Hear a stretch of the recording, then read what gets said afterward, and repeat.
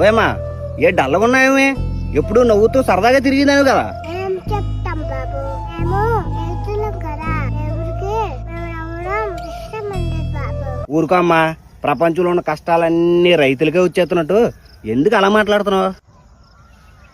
బాబు నీకు ఒక్క చిన్న స్టోరీ చెప్తాను, వింటావా? నువ్వు ఒక మనిషి దగ్గర పని చూడలేదు. అతను చెప్పాడు, నీకు 6 నెలల వాళ్ళకు జీతం ఇవ్వను, కానీ ప్రతి రోజు నువ్వు వచ్చి పని చేయాలి. 6 నెలల తర్వాత ఒక్కసారి 6 నెలల జీతం ఇస్తాను అని చెప్పాడు. అప్పుడు నువ్వు ఎలా బతుకుతావు? అంతేనా? అప్పు చేసి 6 నెలలు బతికేస్తాను, జీతం వచ్చిన తర్వాత అప్పు అంతా తీర్చేస్తాను.